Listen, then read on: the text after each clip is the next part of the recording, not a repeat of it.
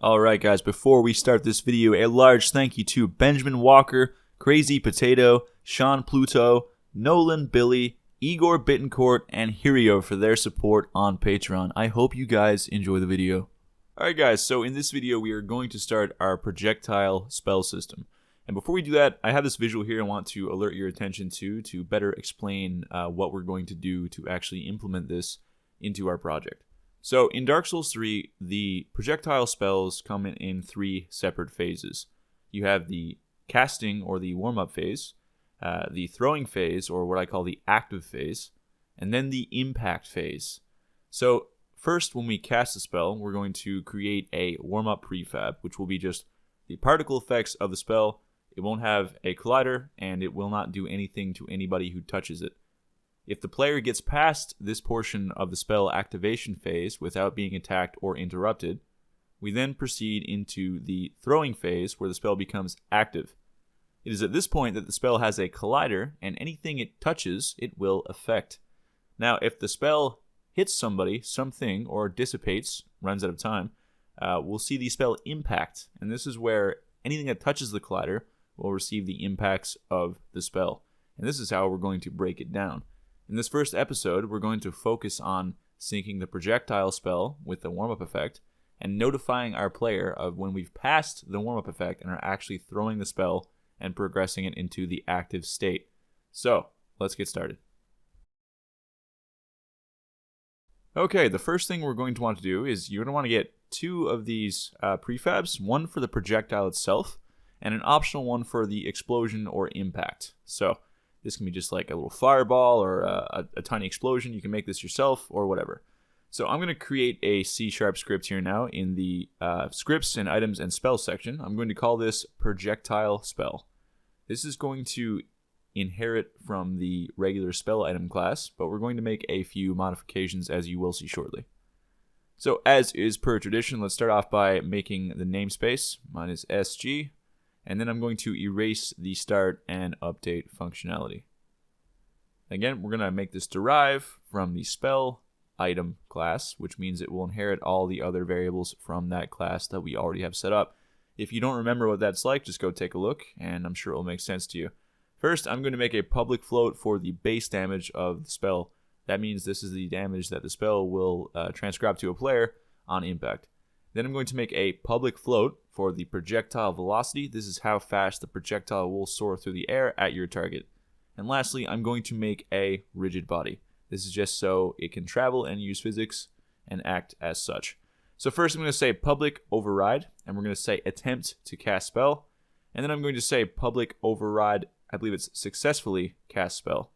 And we're going to change how these two functions behave just a little bit. It's not going to be the same as our healing spell. So we're going to want to instantiate the spell in the caster's hand of the player, or the casting hand of the player rather. And then we're actually going to want to basically play an animation, like, throwing the spell or warming it up, etc., etc. So to do this one right here, we're not going to choose which hand right now. We're just going to use the right hand only for now. We'll change it to both hands later depending on where you're casting from. But here in the weapon slot manager, as you can see, we have the right hand slot variable, which is a weapon holder slot, which actually sits on the hand of our model. So let's pass the weapon slot manager and call that weapon slot into this functionality. And just so this is a lot easier to see, let's have it zoomed in for you guys. I'm actually going to hit enter here a few times and bring these variables down so we can see what we're working with. And as you know, since we're changing this now, we're actually going to have to go back and change the spell item base class as well as the healing spell class as well, because this all derives from the same function, and the function needs to be consistent throughout. So let's copy weapon slot manager, and let's go to spell item, and on attempt to cast spell, let's put a comma here, and let's paste that. And again, I'm just going to press enter here a bunch of times, so when we come back, this is not confusing for you to look at, and you can see clearly what we have there. So right now we're calling the player animator manager, the player stats, and the weapon slot manager. Spells later on in the game will affect a lot of things, so you can expect a lot of information to be passed back and forth between these functions. So I'm just going to hit enter here as well, and I'm now on the healing spell, and I'm going to just make a correction here and add in the weapon slot manager. Now, anywhere you've called this, you'll have to put weapon slot manager as well. So base attempt to cast spell, for example, or anywhere you're calling these functions, you'll have to put a comma and then use the weapon slot manager. After you've found all the errors, just hit save. All right, that looks good. Cool.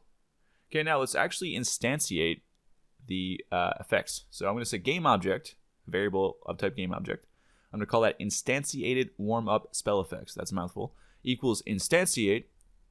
And then we're going to say spell warm-up effects, which is a variable on our spell base class.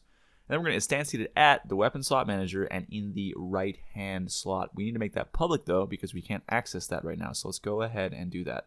So here where it says weapon holder slot, left-hand slot, and right-hand slot, let's just say public right-hand slot and left-hand slot. Now we can access the transform of that script. So we can say weapon slot manager dot right-hand slot dot transform.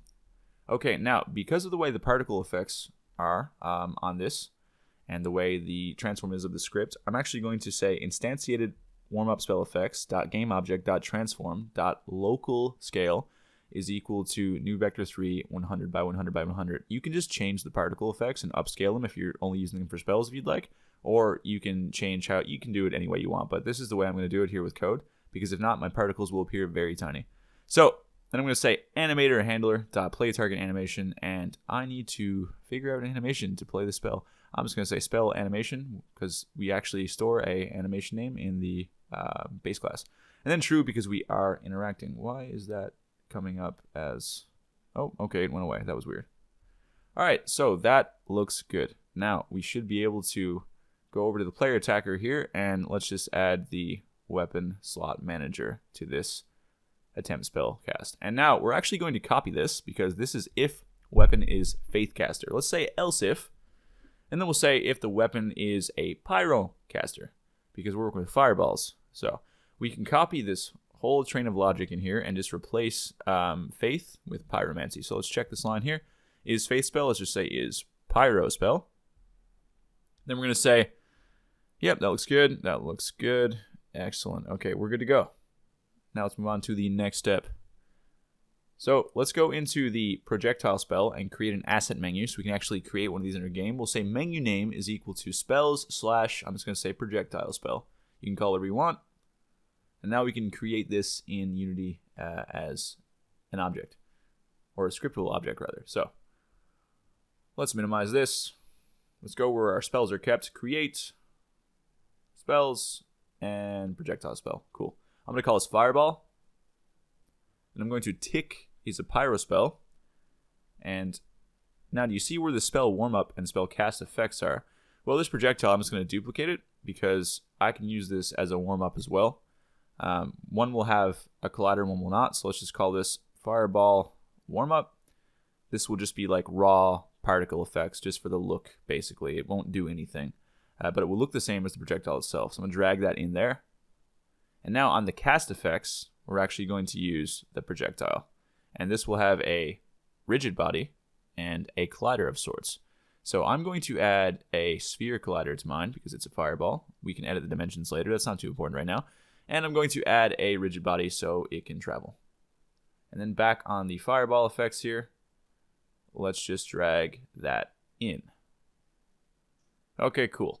Now we need to decide on an animation. So I've dragged in 3 here. I got spell throw start, and I got spell throw loop, and I got spell throw end. Now in my project, I made it so you can hold the spells, but Dark Souls doesn't do that. You have to throw it. So if you want that added in later, just let me know below in the comments. I can do that. But for now, I'm only going to put it so you cannot hold the spell. So I'm just going to move these up here for neatness sake, and then I'm going to place in my animations. So let's put in spell throw start, and then spell throw loop, and then spell throw end. You really don't need the loop unless you want to be able to create holds. You just need a start and then like a finish, because you want to start so you can get it interrupted if you get attacked. But you can just split a regular animation into 2 and do it that way. You don't need to have this whole cycle of animations. I just think it's a lot neater. So let's make a transition, just like we did from the healing. And let's keep has exit time tick. Let's say there's 0 transition duration and exit time is 1. So we cycle through the whole animation before we're moving. And let's do the same here. We're going to say 0, and then we're going to say 1. I want to make sure that's the same as the healing spell, so I'm just going to take a look real quick before we move on and hit the transition here. So if I click this, yep, okay, that's 1 and 0, and that's 1 and 0, and that's 1 and 0, and 1 and 0. That's cool. So no weird blending artifacts. Then we'll make a transition to the empty, and we should be good to go. So let's go to our fireball spell now. And on the spell name, I'm just going to call it fireball. And on the spell animation, I'm going to say spell underscore throw underscore start. And I'm going to tick is pyro spell.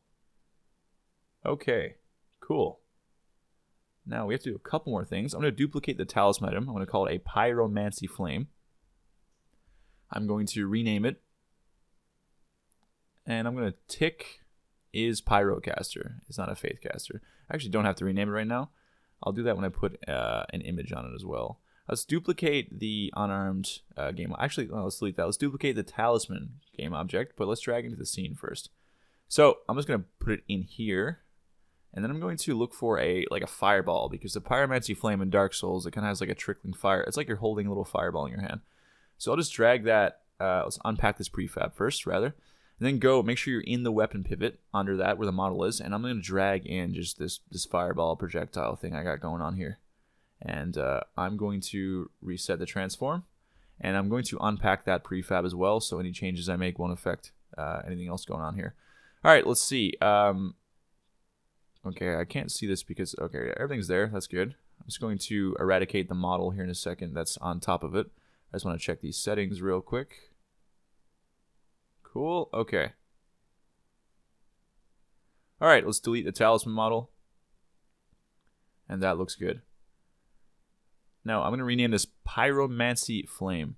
And I'm going to drag this down into our weapons. And then on the Pyromancy Flame scriptable object, I'm going to drag in this prefab. And now we have an equipable Pyromancy Flame, which will allow us to cast Pyromancy spells. So let's go to our player now. And I'm just going to go to his inventory, and I'm going to equip the Pyromancy Flame weapon on the right hand, as well as the Pyromancy, or the Fireball spell, rather, on the spell slot. Let's hit play. Okay, yeah. I forgot to take off the rigid body in the collider. That's my bad. And we also forgot to add a damage collider to the Pyromancy Flame. So let's remove the rigid body and the collider, and let's actually add a damage collider to this. I'm just going to put a box collider on for now and not edit the dimensions, so I'll do that later. We just want it to have a damage collider so it doesn't throw us an error. Okay, and I'm going to change the look of it just a little bit so it doesn't exactly match the fireballs are spawning in, so you guys can tell when I'm actually spawning something in my hands. I'm going to shrink it and change the look of it just a bit. Now, when we start the game, if I press the attack button, you will see that I will spawn a fireball in my hand. So let's hit it. There we go. And there it is. Now, it lingers in my hand and doesn't disappear, but what we want to do is we want to check when we're actually at the second phase of the spell, the throw phase, and then we want to delete the warm-up effect and spawn the actual thrown effect. So one more time, here it is. If you press it, there it is. You can see it in my hand. As soon as I haul my hand back, it starts. So let's make a script on this warm-up effect. And let's call it destroy after casting spell. And that basically means after we've started the active phase of the spell, we're going to destroy the warm-up effect and replace it with the actual active effect with the collider. So let's say namespace SG for me up here. And I'm going to erase the start and update function. Actually, I need the update for this one. Whoops, but that's okay. So let's start off by saying character manager, a variable of type character manager, and we're going to say character casting spell. And then on awake, we're going to say character casting spell is equal to get component in parent character manager. And this is because it will spawn on our hand, and we can go up to the model and retrieve our character manager that way. And then we're going to look for a check on our character manager. Whoops, I didn't type that in, which we don't have made yet. And the check will be is firing spell. So let's say if character casting spell dot is firing spell, then we're going to destroy this game object. So we're just going to say destroy game object. Now we need to make that check, so let's do that right now. Let's go to the character manager, go to definition, and now we're going to make a new header. We're going to call this spells. You can call it spell flags, or whatever you want, but it's everything to do with our spell system. So we want to know when we're about to fire a spell. So let's make a public bool is firing spell. And we're going to need to make that on the animator as well, because the animator is where some of the magic is going to happen. So as you're probably very familiar with by now, let's make a bool on the animator. We're going to call it is firing spell, just like the bool in the player manager, or character manager rather. And then on the player manager script, which is what derives from the character manager, on the update functionality, we're going to make it so is firing spell is equivalent to whatever is firing spell is on the animator. And the reason we're doing that, well, you'll see in a minute. It's better explained and seen than just talked about. So we'll say is firing spell dot get bool is equal to is firing spell on the animator. Okay, let's save that. Now, under successfully cast spell here in the player attacker, we're going to set animator handler dot anim dot set bool is firing spell. We're going to set it to true. And this function is called after we get to the second phase of the spell. All right, on a reset animator bool here, let's do some edits. I've edited it just now like this, but I'm actually going to change it and make it more definite. We're going to say public string is interacting bool is equal to is interacting, which is the name of the is interacting bool on the animator. We're going to make a public bool for is interacting status. We're going to initialize that at false. We're also now going to make a bool for is firing spell, which I'm going to call is firing spell bool. It's going to equal is firing spell, which is the name of the bool on the animator parameters. We're going to follow the same logic right below, and we're going to say is firing spell status, and we're going to say is equal to false. That way, when we're done casting our spell, we're coming back to the empty state. It's now telling us that we're no longer firing a spell. And then we're going to go down here to on say enter and just put in these variables here. Animator.setBool is interacting bool to is interacting status, and then we're going to say animator.setBool is firing spell bool is firing spell status. All right, oh, there's a capital S right there. Okay, and we're good to go. That should work. Now, we're also going to add the can rotate functionality in here too on the animator. So when we come back to the empty, some animations will stop our rotation. Let's just say public string can rotate bool is equal to can rotate. And then we're going to say public bool can rotate status is equal to true. So anytime you come back to the empty state, you are allowed to rotate again, because some of our animations turn off or edit our ability to rotate while we're performing them. Then we're going to say animator.setBool can rotate is can rotate status. Cool. All right, let's save that. Now we should have a fully working first half of our system. So if we go into the game here now and we hit play, I can turn my character over. I hit the cast spell button and there we go. Oh, what's going on here? It's still in my hand. All right, let's check and see where we went wrong. Oh, right. Let's go to the cast spell, and on the end here, where the spell throw end happens, we have to add an animation event for successfully cast spell, much like the healing spell. Otherwise, the second half of the code doesn't fire. All right, and now if I go in and I hit the spell, there you go. You can see it starts in my hand, and then when I throw my hand, it disappears. Now, in the next episode, we're going to instantiate the actual spell with the collider and give it some damage and give it some velocity and let it soar through the air. So if you enjoyed this episode, please don't forget to drop a like and leave a comment. It does help appease the YouTube algorithm gods. If you're feeling super generous, check out my Patreon below. I'm super excited to conclude the system, and I will see you in the next episode.